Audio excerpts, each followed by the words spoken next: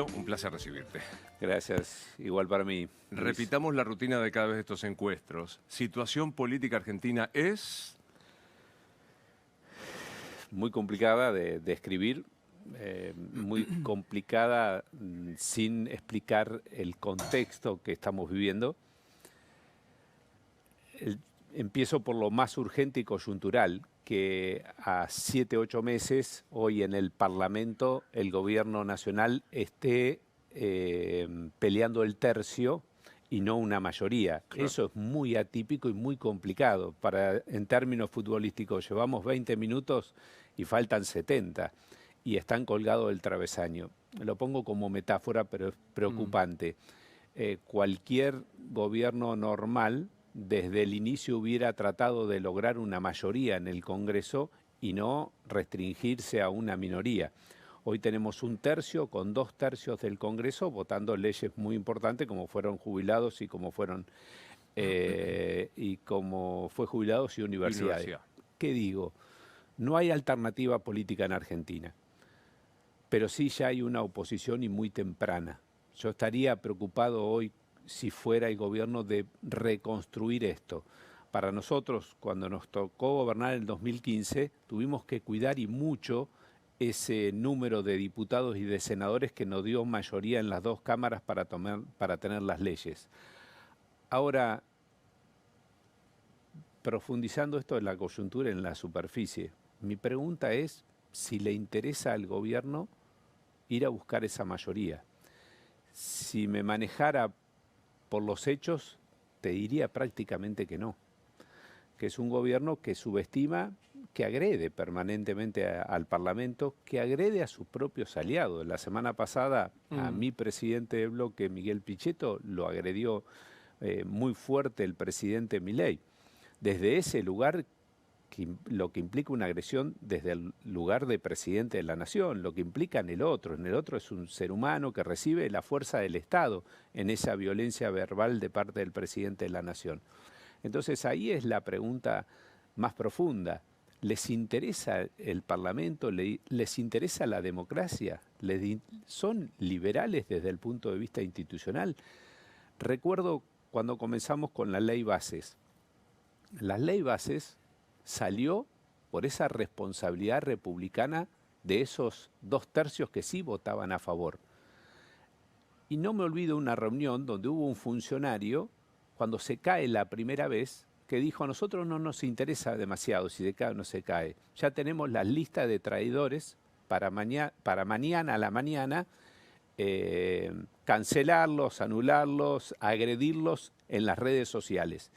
Y observaba más satisfacción con ese hecho que con lo que implicaba que se caiga la ley. Y ahí ese fue el primer ruido que tuve fuerte dentro de esta gestión e interlocución con el gobierno. Así todo se cae y los mismos diputados del PRO, los mismos diputados radicales, los encuentros federal, hicimos todo el esfuerzo para que esa ley saliera. Ahora, desde ese día que tuvimos la aprobación y la resistencia con el decreto 70, que tiene media sanción del Senado, hasta la fecha desaparecieron las interlocuciones,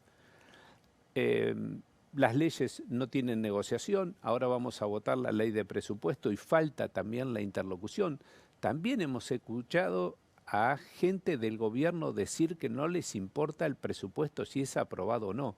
Entonces hay una cuestión más complicada y de fondo, Luis. ¿Les interesa este sistema? Es que quiero abrir 3 o 4 ventanas de lo que dijiste. Un gobierno normal hubiera buscado mayoría, son liberales en serio, no hay alternativa, pero sí hay oposición. Empiezo por primero. ¿Es un gobierno normal? No, no es un gobierno normal. No es un gobierno normal de acuerdo a lo que uno está acostumbrado, no uno personalmente, de acuerdo a la lectura, de acuerdo a la historia, no de la Argentina, la historia de la humanidad. Creo que el primer punto es que Milei es una externalidad de la política argentina, porque hay que entender cómo surge, si no es imposible de entender la consecuencia, ¿no? Hay que entender las causas. El primer punto es que hay una sociedad, o hay una parte de la sociedad, para me gusta enfocarlo etariamente, hasta 30 años que tiene mucha incertidumbre, pero muchas incertidumbres muy profundas, muy complejas, que no tiene un desierto de referencias desde la familia hasta referencias religiosas y hasta los vínculos formales que nosotros teníamos, sindicato, partido, Estado, todo esto voló por el aire. Y tiene con respecto al futuro, si querés hasta material, no le busquemos el sentido para vivir, es muy difícil que un joven hoy proyecte una mejor vida que su padre. Nosotros, en nuestra edad, nos decían, te recibís, trabajás y vas a tener un ascenso social. Esto tampoco lo tiene garantizado. Entonces, en tamaña incertidumbre, las apariciones de personas con discursos simplistas, llenos de ira, de resentimiento, generan una gran atracción en este mar de incertidumbres. Primero, genera una atracción la ira y el resentimiento porque hay ira y resentimiento al no tener seguridades. Entonces cala profundo en esa edad, especialmente con la digestión pesada que recibe Argentina. Pero ojo que el voto de Milei en la juventud fue para todas las clases sociales, no es que hubo un voto para Milei de clase alta y clase baja. En esa edad los abarcó a todos, porque en esa edad todos están llenos de incertidumbre. Entonces aparece esta figura política, con otro motivo también interesante, que en la era de la desinformación o de la desatención, electoralmente, y esto va para las consultoras que asesoraron, la agresión permanente lo que logra es la atención en tamaña dispersión. Si nosotros hablamos en valores y en términos positivos, la atención que nosotros logramos comunicacionalmente es nula. Total. Ahora, si te estoy agrediendo permanentemente, la atención es mucho mayor. En eso los consultores lograron que la figura de Milei logre la atención. El segunda capa tectónica, la arquitectura política que se llevó adelante en la elección anterior, que la manejó prácticamente Massa, donde dividió la oposición, donde Juntos por el Cambio fue el que perdió por 10ª vez la oportunidad en esa interna entre Bullrich y Horacio, que fue un chiquero, y que Sergio Massa aprovechó la interna y promovió a Milei. Sergio Massa puso más diputados en la provincia de Buenos Aires en el frente de Milei que en el Frente para la Victoria. Es genial esto que ha pasado. Está re bueno que lo subrayes porque si no nos olvidamos. No, pero es perfecto. Entonces, Massa tiene más diputados a través de la Libertad Avanza que de sí mismo. Sí. No, son de sí mismo, digo, a través del Frente para la Victoria. Sí, pero claro. Digo, ahora, en esos tres, entre esta interna surge a la segunda vuelta Milei, pero fíjate vos el resultado de Sergio en la arquitectura. En la provincia de Buenos Aires, que no hay segunda vuelta, triunfó Kicillof y sacaron 85 intendentes municipales. Es decir, que la ingeniería de dividir la oposición dio resultado. Bahía Blanca, Lanús, La Plata, todo eso era de Juntos por el Cambio, lo perdieron todos. ¿Por qué? Porque fueron divididos. Ahora, la centro o la centro-derecha argentina se unió una sola vez en la elección anterior. ¿Para qué? Para ganarle más. Ahí se unió por primera vez y ahí surge la externalidad del triunfo. Pero siempre fue Milei un medio para destruir al prójimo y terminó siendo un fin para construir la Argentina. Entonces, ¿cómo cambiás esa cabeza que siempre estuvo pensada para destruir, que ahora tiene que cambiar y comenzar a construir? No está en el ser. Bueno, es que esa es la pregunta, porque vos dijiste, para vos no es un gobierno normal que pulsa la ira y el resentimiento en su discurso y que conecta con eso que vos estás diciendo por este lado. Totalmente. Ahora mi pregunta es, ¿para respetar el sistema? No para respetar, no lo respeta el sistema, pero el sistema no lo va a respetar. El otro día llegué a esas cosas que uno lee en internet, comienza por un lado y termina leyendo otros libros o algún otro documento, y analizando esto, no podemos no analizar.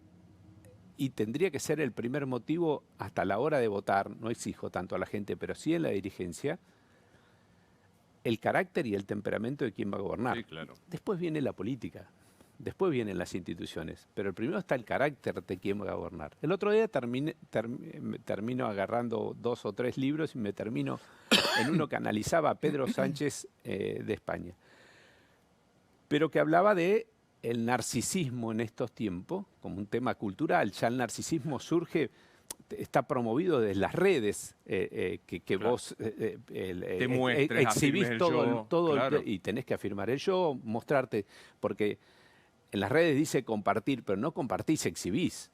Es mentira que compartís, estás exhibiendo, y estás exhibiendo justamente tu parte más narcisista. Por lo tanto, somos producto también de una sociedad muy narcisista. Y surge el más narcisista de todos, que es Milei. Entonces, y leía las características. Necesita ser considerado muy superior al resto. Necesita ser alabado permanentemente. Lo viste que Scioli le dijo que estaba para el Premio Nobel de Economía. Y por supuesto, estas 2 primeras características, lo que va a tener como consecuencia es la falta de empatía con el otro. El otro no existe. Entonces, cuando me decís el sistema, si el otro no existe, el sistema no existe, porque existe él. Y Porque él nos habla claro, desde el él. sistema es un obstáculo que me impide. Pero claro, que le impide. Nosotros no tenemos que confiar en Milei, tenemos que creer en Milei, que es distinto.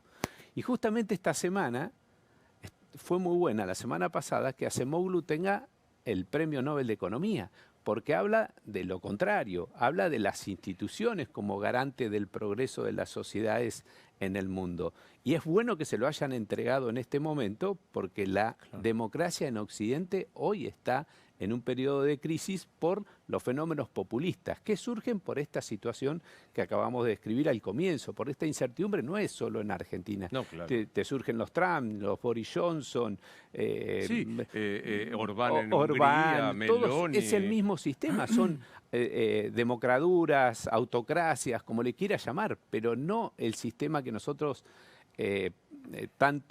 tan calado tenemos en nuestra cabeza desde la Revolución Francesa a esta democracia del 83 que nosotros abrazamos con la venida de Alfonsín, a como yo o como vos que tenés la misma edad, tenemos muy anclado en lo más profundo de nuestro pensamiento. Estas personas no, estas figuras no, estas figuras provienen desde otro lugar. Sí, no es por una cuestión de edad, porque creo que le llevamos apenas 5 o 6 años a Milei. No. Pero vos dijiste algo que ya alguna vez me dijiste y sobre lo que me quiero detener. Lo primero que hay que mirar en un dirigente, en alguien que toma decisiones, es el temperamento antes que la ideología, ¿no? Sí. Es que entiendo que en épocas de la hoy la información, la velocidad de la información no da paso a la reflexión. Por lo tanto, la mirada de las cosas profundas cada vez son menores, porque uno vive en el vértigo de las redes. De hecho, la información es tan complicado que la verdad ya no existe como debate. Ya no, sí, es un detalle aparte. Es un detalle. Es increíble. No importa la verdad. Pero no importa la verdad. Emilio Monzó está vestido de... No importa. No importa. La información es tan rápida que cuando vos querés buscar la verdad, llegaste tarde. Es decir, sí, claro. porque... sí, ya se hizo el juicio, se valoró, se condenó. Entonces, es tan emocional todo que también... Por eso digo, el voto de Milei es un voto reactivo, no es un voto reflexivo, es un voto producto de un contexto, de una situación netamente emocional. Debe haber una parte de reflexión, pero no podemos hablar de que Milei, la única ideología que le puedo poner a Milei es la ideología del odio, pero no puedo poner ni siquiera la ideología liberal, la que conozco yo como liberal. Epa, la ideología de Milei es el odio. Es el odio. Es el odio que esconde justamente esa incompetencia que nosotros describimos anteriormente. Entonces, sí es importante el temperamento, sí es importante que el presidente de la Nación muestre templanza, porque van a venir momentos de crisis que todos los gobiernos lo tienen y que ahí es muy difícil escaparse a la realidad. Hoy nos tienen secuestrado en la atención permanentemente, pero la realidad, como dice Ortega y Gasset, la realidad ignorada prepara su venganza. Y esto todos los días va a crecer. Ahora, a mí me ha tocado con el presidente Mauricio Macri estar en momentos de crisis y tengo que decir, en honor a la verdad, Mauricio Macri era una persona templada y sabía manejar el poder. Lo que percibo de Milei es todo lo contrario. Quiero observar qué va a pasar en los momentos de crisis y va a tener la suficiente temple como para salir adelante y tomar decisiones acorde a esas circunstancias. Me quedo también muy impactado por algo que dijiste, que no tienen interlocutores. Ustedes en Hacemos es un bloque importante que puede... No hay nadie... En todos los... Bueno, yo también, somos viejos, desde el 83, aparte, quienes cubrimos Congreso sabemos que había siempre alguien que negociaba, que hacía política. ¿No hay? El interlocutor natural es el ministro del Interior. Y el ministro del Interior, en la interlocución con la oposición, lo que más pone en juego es su palabra. No es como los otros ministros que quizás tienen cargos ejecutivos y pueden acordar soluciones para un gobernador o no. Pero el ministro del Interior juega mucho con su palabra, con su compromiso. Tuvimos una pequeña interlocución de Guillermo Francos, que es un señor, es un hombre bien, un hombre educado, que hizo todo el intento de empatizar con la oposición, pero desde que se fue de jefe de gabinete quedó cierta vacancia y creo que intencionalmente él se corrió, porque las 3, 4 veces que empeñó su palabra, las 3, 4 veces un tuitero te desmiente en este gobierno. Entonces, creo que ha tomado la decisión inteligente desde un punto de vista y complicada desde otra apreciación de correrse de esa interlocución. Pero ¿qué está pasando cuando uno observa esto y que vos recién nos fijaste cómo no hay interlocución? Esto está indicando algo más profundo. Que en este gobierno, si no haces lo que dice Milei, te puede volar, ¿cómo se llama el tuitero? Dan. El gordo Dan. Te puede volar el gordo Dan. Entonces, ¿qué es lo que pasa a tan poco tiempo? Los gobiernos se rodean de ministros que lo mejor que nos puede pasar a los argentinos es que esos ministros tengan legitimidad propia, volumen propio, tengan alta consideración en la sociedad. Eso sería un muy buen gabinete. Ahora, generalmente cuando vos ponés ministros con estas características y estás en el gobierno, si tomás una decisión como conductor o dirigente y esa decisión afecta al propio prestigio de ese dirigente, te la va a discutir. Claro. Te la va a discutir. Son más difíciles de conducir. Pero también esa discusión, lo que te garantiza a vos como presidente de la nación, es que vas a tener un auditor permanente en la mirada de la sociedad, por su propio prestigio. Cuando vos ponés los obsecuentes alrededor tuyo, el obsecuente para seguir de ministro, lo único que le va a interesar es el buen humor del gobernante. Pero lo que va a lograr como consecuencia de esto es la disociación del gobernante con la propia sociedad. Esto es lo que está ocurriendo en el gabinete actual. Es un gabinete que mira más a Milei que a la propia sociedad, que se disocia permanentemente por este motivo. Nos pasa a todos, pero el tema es la dosificación. Los leales siempre lo tenés porque necesitas la comodidad de que te vengan a decir algo. ¿Viste? Te cansás, todo el día te abre la puerta, un tipo dice tengo un problema y viene un tipo y te tira la solución. Bueno, lo tenés, lo necesitas, pero la dosificación acá es excesiva de obsecuentes frente a la figura de Milei. Están muy pendientes. Han expulsado 87 funcionarios. No, pero no es joda. Nosotros ya lo tomamos todo como una cosa graciosa. El presidente del bloque de Libertad Avanza que comenzó ya no está más. El jefe de gabinete no está más. Y todo parece que es un vértigo y una turba que va para adelante y no reaccionamos. Entonces, yo digo, vos decís, el gabinete y la gente que lo asesora es mayoritariamente obsecuente. No puede serlo de otra manera. Por las características que describimos de quien nos está gobernando. No tenés margen. Explícame otro fenómeno que naturalizamos, pero que no deberíamos, que es el enorme poder expresado por el propio presidente de uno de los vértices del triángulo. Estoy hablando de Santiago Caputo. Creo que el triángulo, yo podría un cuadrilátero. Creo que hay un ministro de Economía, Toto Caputo, que podemos estar o no de acuerdo con lo que hace Toto Caputo, pero el equipo de él y él mismo tienen capacidad para ejercer la función que hoy están llevando adelante. Separar las cosas. El segundo es Santiago Caputo. Santiago Caputo también creo que es la otra persona inteligente en el tema comunicacional, consciente de esta realidad que describimos de Milei, y que sabe él que la única forma de salir para adelante con las características y con la personalidad de Javier Milei es anulando y cancelando al otro. No tiene otra manera de hacer la comunicación. La comunicación que empleó él para hacerlo llegar es la misma comunicación que está empleando hoy para gobernar. Con un problema, es táctico y el gobierno es estratégico. Las tácticas de campaña se están empleando hoy para gobernar.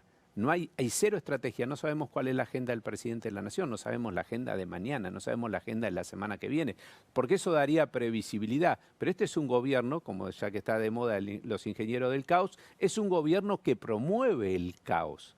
En el caos, Santiago Caputo brilla, porque en el caos, en el desorden, te anula, en el desorden disimula todas estas carencias.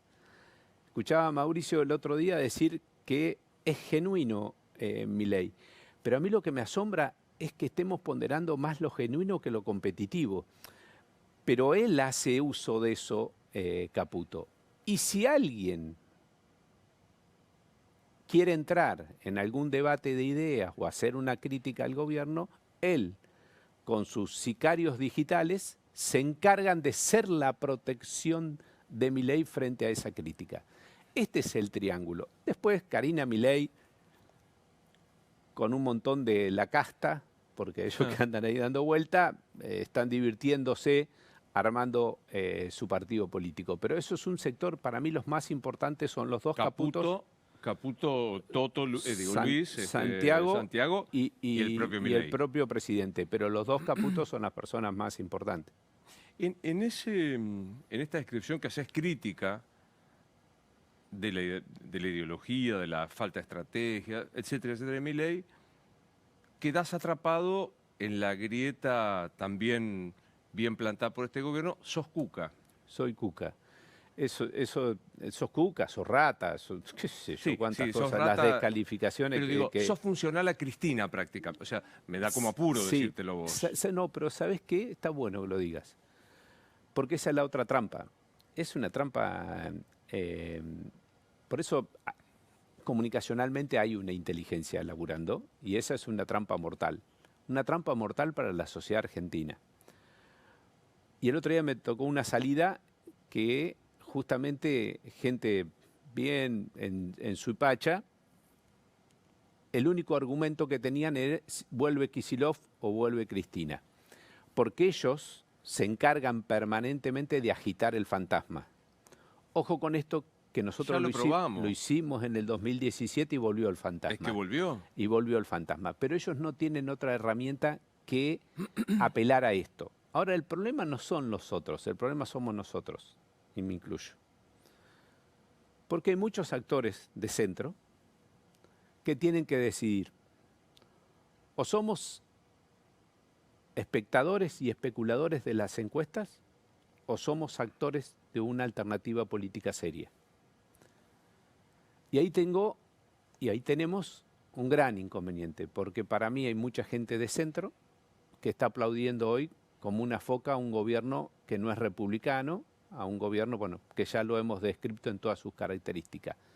Que necesitaríamos que todo ese sector esté parado hoy en el centro, y le haría muy bien a la Argentina que en lugar de corrernos con el cuca, con rata, nos paremos en el medio, y por más que no digan ni cuca y rata, ya sabemos que no somos ni cuca ni rata, y le pongamos límite, mesura a este gobierno, como fue la ley Bases, como fueron las otras leyes, como es el decreto 70, donde nos pusimos en el medio, sacamos las cosas que no tenían que salir, bajamos el decreto del DNU del fondo reservado de 100 millones de dólares para el servicio de inteligencia, pararnos ahí, defender la República. Yo creo que hay que ir por ahí, hay que poner lo que hay que poner, aceptar que cuando te pones en ese lugar te insultan. No es fácil, Luis. No, claro. No es fácil, Luis, porque cada uno de nosotros, porque también Milei y sus consultores deshumanizan la política. La deshumanizan, no tienen problema. Si vos tenés hijos, si yo tengo hijos, si yo tengo una familia conformada, y entonces terminás, o el único que hace política es el que tiene una moral laxa, porque eso te condiciona, o te vas a tu casa. Es decir, no Sí, hay... o te asustás y no haces. Que nos ha pasado en nuestro bloque. Yo he vivido escarnios sobre algunos de los diputados de nuestro bloque que han quedado cerca del hospital. No es fácil, porque es el Estado el que viene con toda su potencia y uno dice, no miro las redes, pero tus hijos, tu mujer, Tu vecino. tu marido, tu vecino, y si tenés esa mirada social, la vuelta a tu distrito, la vuelta a tu ciudad. ¿Por qué hay que explicar que el agua moja? Yo estoy con esta teoría, que en la Argentina nos hemos alienado de tal forma que hay que explicar que el agua moja, cuando ya deberíamos dar por supuesto. Si no, es volver a los dinosaurios.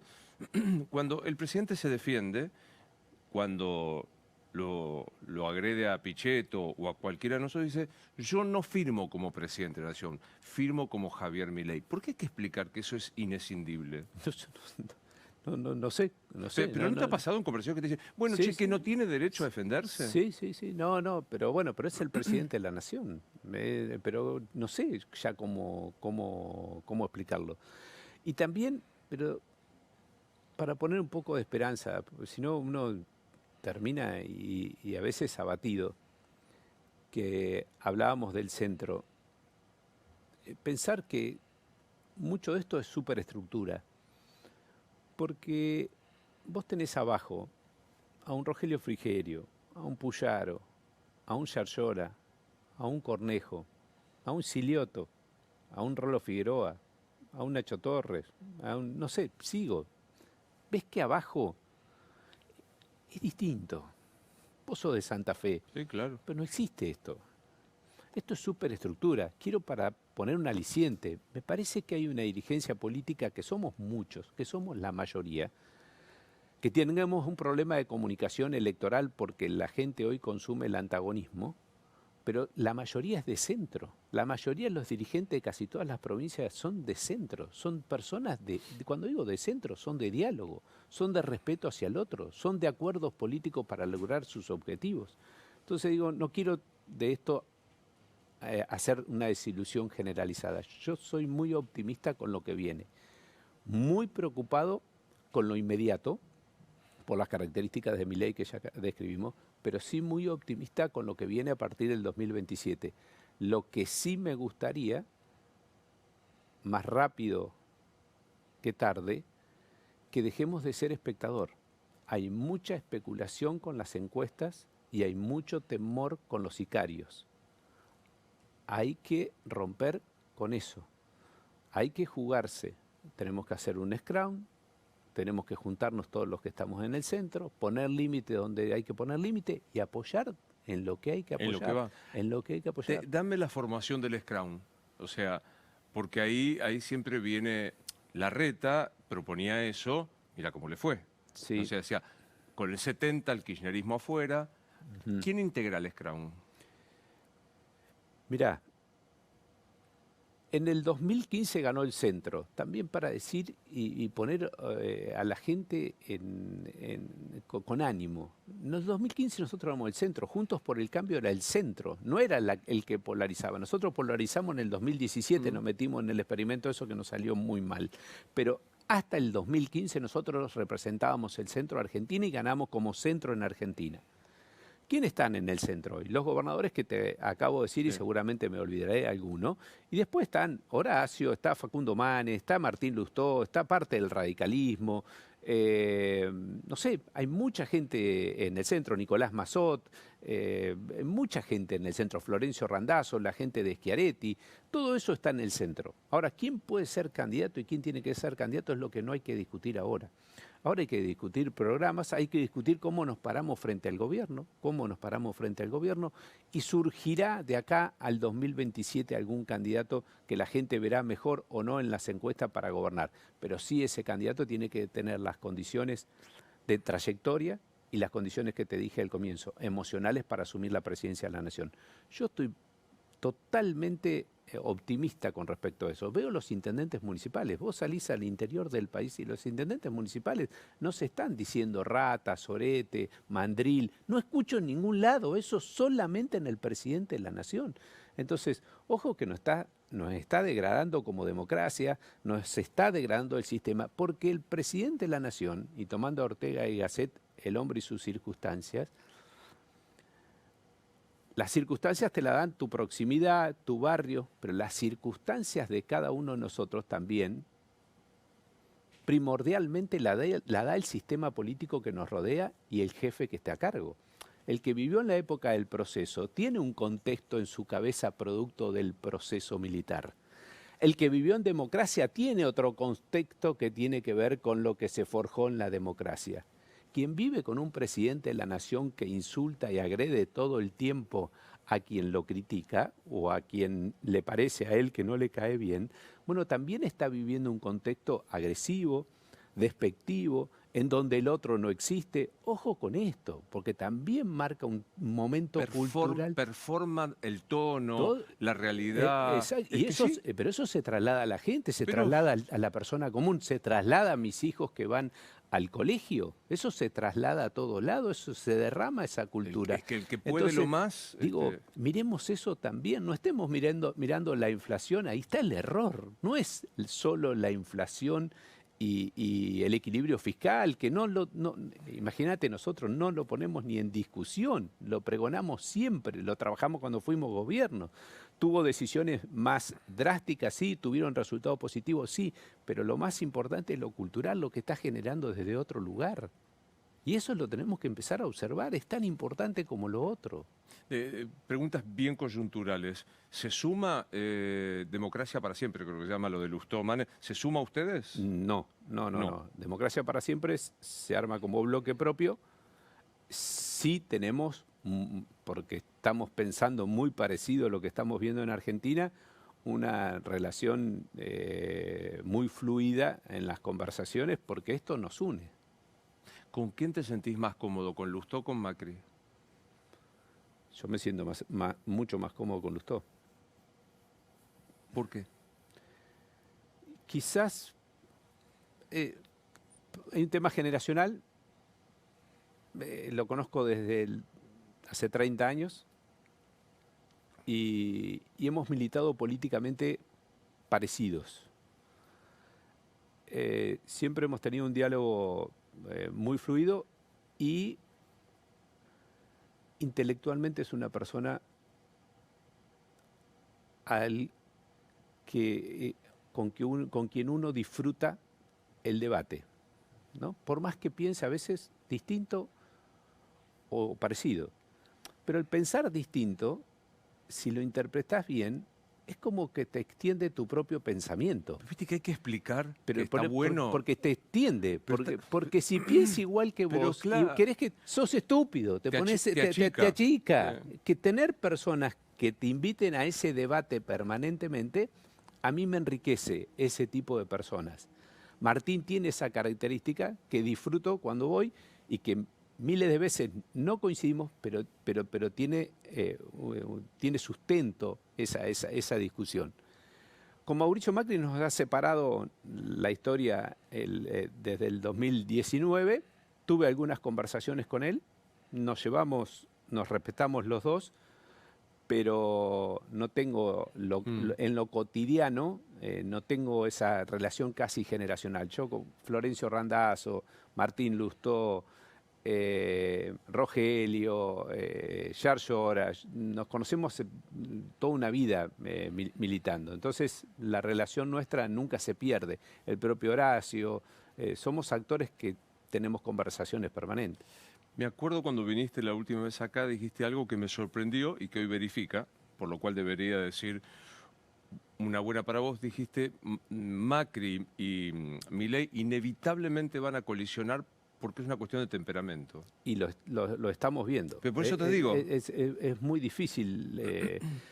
Ya Mauricio la semana pasada diplomáticamente dijo cosas importantes de la personalidad de Milei. Una psicología especial. Yo discutía con mis compañeros, con Pablo, Rossi, con Eduardo, digo, no es un elogio, no lo está elogiando. No, está cuidándose, está cuidando los acuerdos que tendrá con Milei, pero está al borde, como es él, de decir una cosa un poquito quizás más inapropiada para la relación que tiene con el gobierno.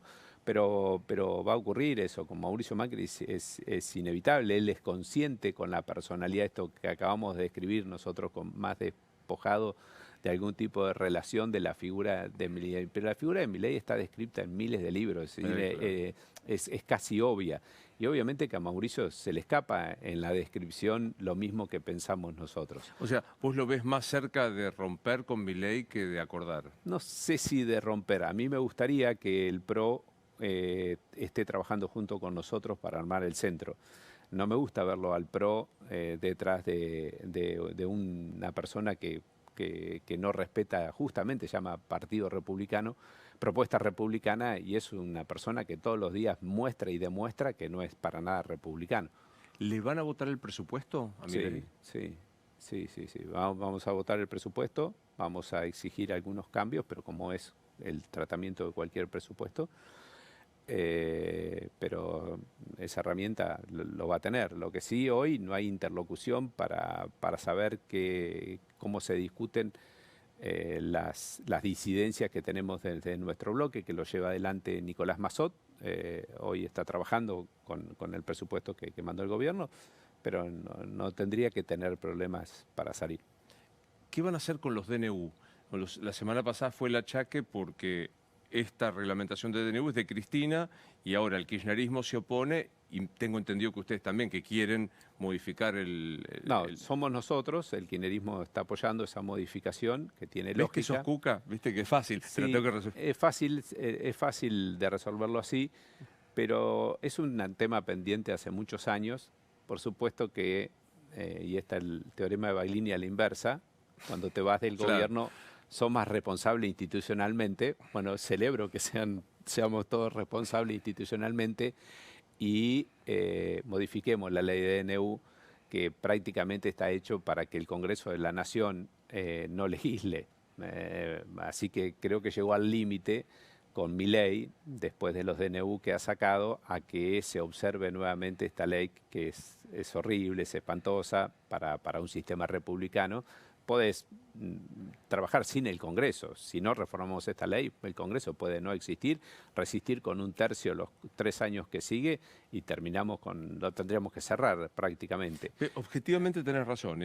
Sabes que por deformación profesional me gusta el derecho constitucional, pero digo, lo tuvo Cristina, lo tuvo Mauricio, lo tuvo Alberto.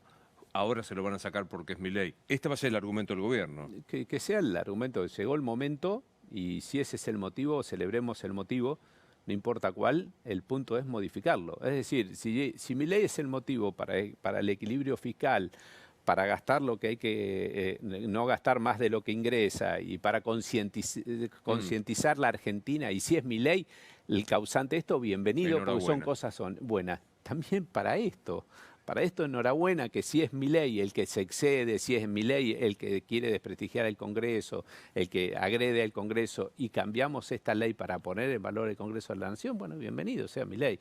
No importa quién es, si es Milei, si sos Cuca, no sos Cuca. Discutamos el tema. Esto es una materia que estaba pendiente hace mucho tiempo. La mayoría de los proyectos son del PRO. Es genial, la mayoría de los proyectos son del PRO, porque tiene esa concepción. bien republicana, bien de división de poderes, bien liberal en ese sentido. Entonces, ahora lo vamos a discutir. ¿Llegó el momento de discutirlo? Sí, porque las circunstancias hacen y es urgente que lo discutamos, porque el presidente de la Nación subestima. El primer discurso que dio, lo dio de espalda al Congreso. Dijo, muchacho, no existen, son ratas y no me interesa a mí el Congreso de la Nación. Listo, bueno, pongámoslo en valor nuevamente. Esta es una de las reformas pendientes, hagámoslo, este es el momento. ¿Lo provocó Milei? Sí, también lo provocó Milei esto. Dame tu opinión de Victoria Villarruel. No la conozco, personalmente, sí la tuve de diputada compañera, pero nunca tuve una relación personal con ella. Pero bueno, este es un gobierno muy extraño, ¿no? Pasaron pocos meses y yo la veo a ella buscando ideológicamente pararse más parecido a las derechas que surgen en el mundo, es decir, más nacionalista, más, te diría, hasta proteccionista, no es libertaria. Lo de Milei es extraordinario, porque en el mundo tampoco existe esa ideología, porque hoy el mundo lo que tiene frente a la globalización y a la revolución digital es mucha incertidumbre. Los dirigentes que surgen son dirigentes proteccionistas, que dicen, no, señores, esto es un caos, yo les voy a sacar la globalización, los voy a cuidar, voy a arancelar, voy a cuidar la producción y soy bien patriota y nacionalista. Esto es el mundo. Y él es genial porque él pondera a esos actores. Pero el discurso acá adentro es totalmente lo contrario. Vamos a abrir todo, que vengan todos, voy a romper todas las instituciones. Cuando en el mundo el discurso es totalmente distinto. Villarroel, esto percibo que va más para ese lado que para el lado de Milei. Ahora, es preocupante que a pocos meses vivamos cada 10, 20 días un conflicto entre las posiciones de la vicepresidenta de la Nación y el presidente. Digo, es parte de todo. No sé, es preocupante para mí, no sé. A lo mejor todo es un caos y tiene que ser un caos. Ahora, creo que del caos vamos a pasar al orden y de la locura a la mesura. Para mí el péndulo que viene no es a Axel Kicillof, para mí el péndulo que viene es a la mesura. Nosotros tenemos que dar una opción desde ese lugar. No hablaste nunca con Milei desde que empezó, ¿no? No, yo nunca hablé con Milei. Una vez lo felicité en el Congreso cuando fue presidente de la Nación, pero no hablé en mi vida con Milei. Entra por ahí, ¿qué le decís? Primero, sentate. Lo primero que doy es sensación de calma, de reflexión. No corras, sentate.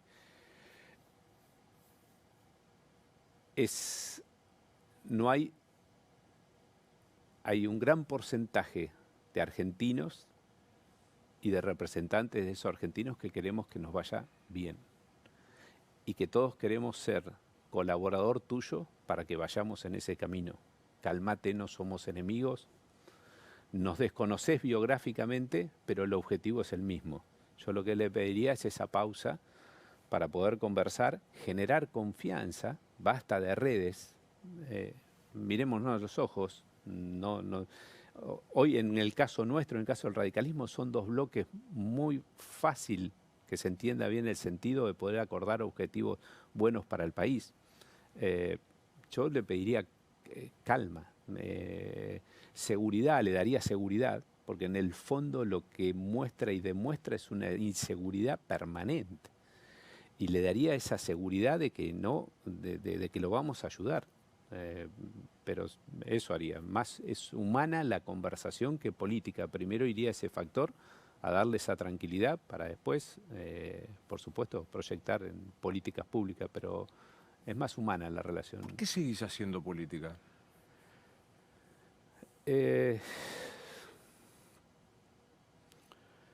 Vengo de mi casa de decirle a mi mujer, la semana pasada dije, ¿vos sabés qué? Creo que me creo en un taxi que se vino el Uber. Y yo sigo defendiendo el registro, la foto, y el Uber me va a pasar por arriba. Pero estoy convencido que puedo aportar en los lugares que me toca ocupar, pero sí, por primera vez en mi vida, tengo la disyuntiva de si puedo o no seguir como yo pienso la política. Las redes me exceden mucho. No puedo hacer de mi persona un avatar, y es una complicación. Todos nos sigue un avatar en la vida y estamos teniendo grandes problemas por ese motivo, porque tenemos que alimentar el avatar con todo lo que hacemos. Y ahí vienen nuestras frustraciones, porque el avatar no hay un proceso para admirar, sino que hay un fin en sí mismo para envidiar. Porque vos ves en el avatar ves todo lo perfecto, todo lo bueno. Hoy en la política se maneja con avatar. Entonces, disociarme en mi persona del avatar que voy a poner en las redes me cuesta mucho.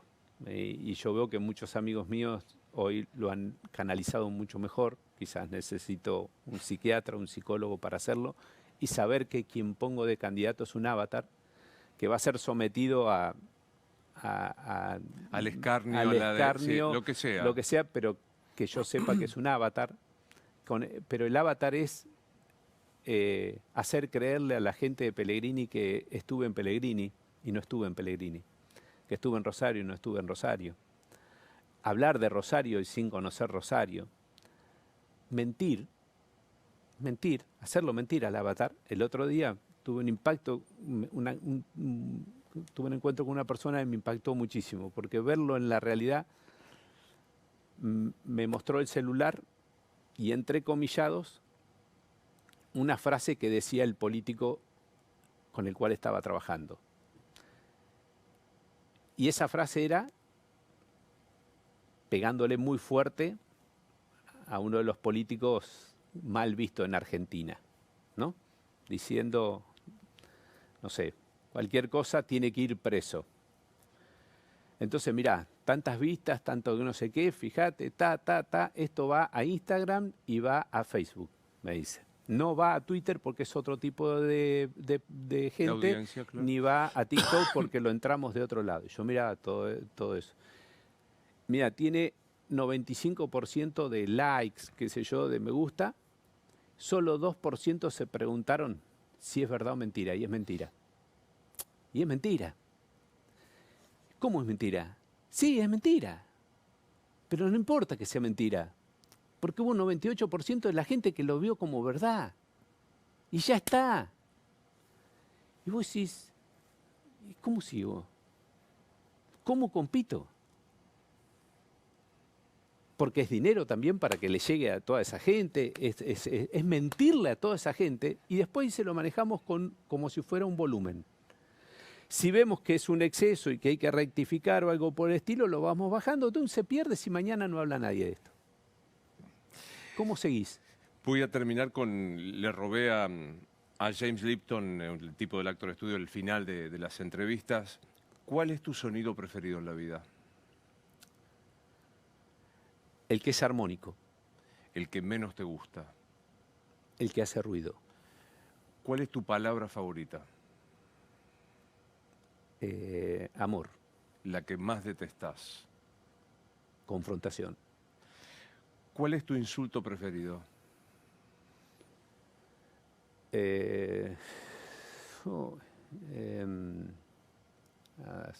Alguna palabra vulgar, pero no tengo un insulto para dañar, tengo un insulto de rabia. Yo tenía una docente genial que cuando yo decía una mala palabra decía, dígame un sinónimo. Y te quedabas ahí. La puta madre, digo yo. Está muy bien. Sí, la puta madre. Si Dios existe. La resignación, es como la puta madre, claro. Me resigno. Si Dios existe, que sé que para vos existe, ¿qué te va a decir cuando llegues allá? Y como soy culposo y de la religión católica, seguramente el Dios que yo me observo me va a poner un ratito en el purgatorio, pero creo que también hice cosas, principalmente en mi familia, con la gente que yo quiero, me jugué todo el tiempo, y creo que ahí me va a perdonar muchas de otras cosas que he hecho. Cada vez que te entrevisto, y son muchas ya, cada vez que aparece la palabra tu familia hay un orgullo, hay como una sensación de es acá, ¿no? Quizás porque es ahí y cada vez más, porque en todo esto que hemos hablado es lo que vos podés controlar.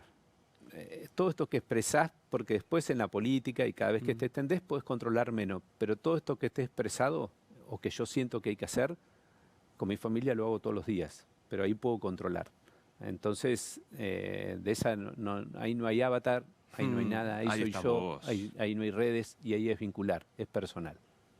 Entra por ahí Emilio Monzó a los 16, con 40 de experiencia. ¿Le decís algo?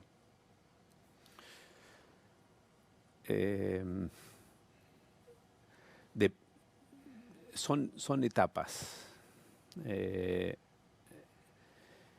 Son 4.000 semanas las que vivimos promedio, así que nosotros Hacía falta que me tiraras por la cabeza tenemos eso. 3.000. ¿Te parece? Pero hay que ser consciente. Pero vos sabés que hay que ser consciente porque eso te va poniendo sabio. De grande te pones sabio o boludo. Entonces, si vos sabés que te quedan 1.000, entonces tenés que estar un poco, sos más consciente de las cosas. Entonces, a ese de 16 le diría más templanza, al de 16, al de 40 un poco más de coraje, y al de 60, el de casi 60 hoy, que disfrute más de su familia y de la vida. ¿Cómo me gustó? Te lo voy a robar. Al de 16, templanza. Sí. Al de 40, más coraje. Sí. Y ahora más disfrute. Sí. Bueno, no, supongo que no cambiaste de opinión. Nos morimos y ¿qué pasa? Nos morimos y nos morimos y yo tengo que seguir en la misma. Yo necesito creer y nos hace bien creer. Me hubiera gustado creer más porque me hubiera ayudado más a afrontar muchas cosas. Es una facilidad. Yo veo mis padres que son muy creyentes, transitan la vida un poco mejor. Pero me gustaría que trascender en los valores con mis hijos después de la muerte. Bueno, te lo digo todo el tiempo, es un enorme placer. Ojalá que sigas haciendo. No hay mucho. En momento de franela no va a pasar muy seguido esto. No hay mucho tipo tan formado y con tanta integridad para hacerlo, así que sigas en la política. Gracias, Luis. Sé que es difícil para todos, para ustedes también en los medios, porque vivimos una época parecida, donde afecta a los dos, afecta a esto, a la pausa, a la reflexión, a que el que nos está viendo tome esa pausa y esa reflexión. Al argumento, tratar de argumentar. ¿A quién se le ocurre argumentar? Al argumento. Así que deseo lo mismo para vos. Lo mejor para vos, gracias. Gracias. ¿Sabías que el precio del oro nunca había estado tan alto? Es el momento de hacer valer tu oro, alhajas, relojes brillantes, monedas de oro, lingotes. ¿Dónde? En Joyería El Tasador. Joyería El Tasador, 0800-222-8273, 0800-222-8273. Joyería El Tasador. Toda una vida dedicados a las joyas. Pensá vender al mejor precio. Visitanos. Joyería El Tasador. Avenida Corrientes 2810, esquina Pueyrredón. Joyería El Tasador. Tu tasador, mi tasador. ADN Developers cumple 20 años desarrollando proyectos de valor con más de 280.000 metros cuadrados construidos en calidad premium en zonas estratégicas de la ciudad. Los amigos de ADN están próximos a entregar el Dom Business Plaza en Libertador y Olazábal. ADN Developers cumple 20 años. Mirá. Somos ADN. Presentamos nuestros proyectos DOM en ubicaciones exclusivas, edificios con full amenities. Construimos más de 280.000 metros cuadrados. Calidad premium. Somos ADN. 20 años.